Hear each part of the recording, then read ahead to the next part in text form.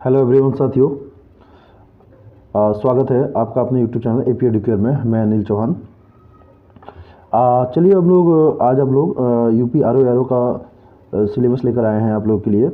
किसी भी एग्ज़ाम में सिलेबस का काफ़ी महत्व होता है। अगर आप एग्ज़ाम देने जा रहे हैं, देखिए, तो आप याद रखिए कि आपको सिलेबस को अच्छी तरह से पता होना चाहिए। एग्ज़ाम की तैयारी जब शुरू करते हैं तो हमें पहले सिलेबस ही पहले देखना होता है और सिलेबस को अच्छे से हमें तैयार करना होता है। तो इसलिए ज़रूरी होता है कि आपको सिलेबस को अच्छे से पता होना चाहिए। तो आज उम्मीद है आप लोग सिलेबस पहले भी देख चुके होंगे आर ओ एरो को। तो एक बार हम लोग देख लेते हैं टॉपिक क्या क्या है आर ओ एरो में सिलेबस में। तो चलिए शुरू करते हैं। UP R O ARO syllabus में देखिए, प्रारंभिक परीक्षा जो होती है इसमें जो प्रीलिम्स होती है, प्रारंभिक परीक्षा जो होता है इसमें दो पेपर आते हैं। एक जीएस के आते हैं, सामान्य अध्ययन के, और दूसरे हिंदी के आते हैं। तो अगर जीएस की बात करें तो जीएस का जो पेपर होता है ये 2 घंटे के लिए होता है। ठीक है, तो 2 घंटे के लिए जीएस का पेपर होता है। अब 2 घंटे का जीएस का जो पेपर होता है वो टोटल 140 मार्क्स का होता है। 140 मार्क्स का होता है। आप देखिएगा कि जो जीएस का होता है वो टोटल कितना होता है, 140 मार्क्स का होता है, और ये 2 घंटे का समय होता है इसमें। ठीक है, और इसमें आता क्या क्या है, तो देखिए इसमें जो आते हैं वो आता है हमारा सामान्य विज्ञान। देखिए, सामान्य विज्ञान आता है, भारत का इतिहास आता है, भारतीय राष्ट्रीय आंदोलन आता है। तो देखिए भारत के इतिहास में ही एनिसेंट, मेडिव्यू और मॉडर्न तीनों आ जाते हैं, और भारतीय राष्ट्रीय आंदोलन एक अलग से टॉपिक दिया हुआ है। तो आप समझ सकते हैं कि भारतीय राष्ट्रीय आंदोलन को जो है हमारा ये पढ़ना कितना ज़रूरी है, और इसको अच्छे से तैयार किए, क्योंकि ज़्यादातर जो क्वेश्चन आर ओ में आते हैं वो आपके भारतीय मॉडर्न हिस्ट्री से ही आते हैं। ठीक है, और अगला देखते हैं भारतीय राजतंत्र, अर्थव्यवस्था और संस्कृति। ठीक है, यानी भारतीय राजतंत्र, पॉलिटी और अर्थव्यवस्था से रिलेटेड क्वेश्चन जो होते हैं, और हमारे जो देश की सांस्कृतिक कल्चर है उससे भी रिलेटेड क्वेश्चन पूछे जाते हैं। तो आपको इन टॉपिक को भी अलग से तैयार कर लेना है। ठीक है, और इसके बाद आता है हमारा क्या, भारतीय कृषि, एग्रीकल्चर जो है, इससे भी क्वेश्चन पूछे जाते हैं कि एग्रीकल्चर में, कृषि में मतलब कि कौन सी फसल किस प्रजाति की आती है, इसमें कौन सा रोग होता है, ये सब टॉपिक आपको तैयार करना है एग्रीकल्चर में। नेक्स्ट, एग्रीकल्चर में वाणिज्य और व्यापार भी आता है। ठीक है ना, वाणिज्य और व्यापार को भी। इसके बाद जनसंख्या, पर्यावरण, नगरीकरण। ठीक है, भारतीय परिपेक्ष में ध्यान रखिएगा, भारतीय परिपेक्ष में आपको सेंसस भी पढ़ना है, जनसंख्या, पर्यावरण और नगरीकरण को तैयार करना है। 7वां टॉपिक है हमारा भारत का, विश्व का भूगोल और भारत का भूगोल, विश्व का भूगोल और भारत का भूगोल।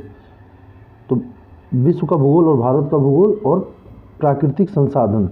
याद रखिए, जियोग्राफी के जब भी आप टॉपिक तैयार कीजिएगा तो इसमें ज़्यादातर प्राकृतिक संसाधन, उद्योग धंधे, ये सब रिलेटेड जो है, ठीक है, खनिज जो संसाधन होते हैं, भारत की नदियाँ हो या झील है भारत की, इनको अच्छे से तैयार कीजिएगा।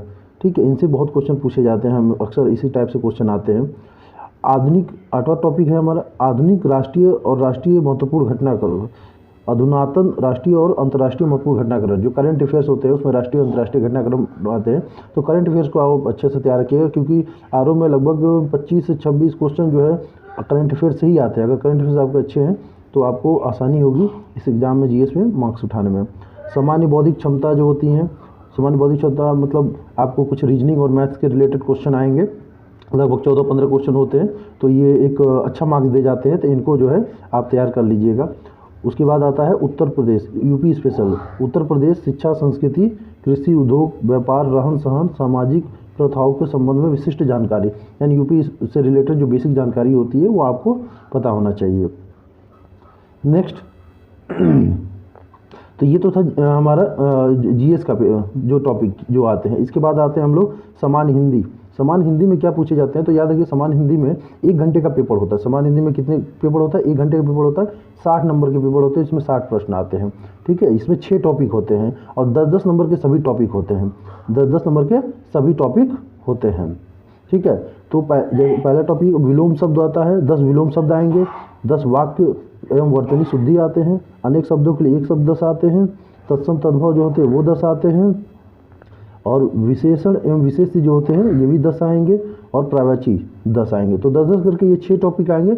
इन 6 टॉपिक को आप अच्छे से तैयार कीजिएगा, क्योंकि अगर आरओ के एग्ज़ाम निकालना है तो हिंदी आपका बहुत अच्छा होना चाहिए। याद रखिए, ये आरओ के एग्ज़ाम हिंदी जिसकी अच्छे होते हैं, जो हिंदी में 60 में 55 प्लस लाते हैं लगभग, उन्हीं का सिलेक्शन होता है।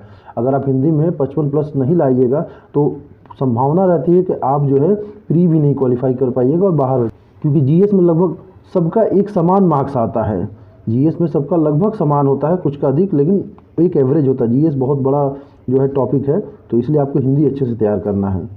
ठीक है, तो ये प्री के सिलेबस है, ये हमने आपको बता दिए आज। और आरओ प्री में क्या सिलेबस आता है इसका हमने आपको बता दिया। अब किसी और दिन आपको जो आरओ का जो मेंस का सिलेबस होता है वो भी बताएंगे। ठीक है, और साथ में आपको ये भी बताएंगे कि कौन सा बुक फॉलो करें किस बुक को मैं पढ़ता हूं और किस बुक को पढ़ने से आपको प्री आपका क्लियर हो जाएगा, ये आपको मैं बताऊंगा अगले किसी वीडियो में। तब तक के लिए धन्यवाद, और प्लीज़ चैनल को सब्सक्राइब कर लीजिएगा और बने रहिएगा हमारे साथ।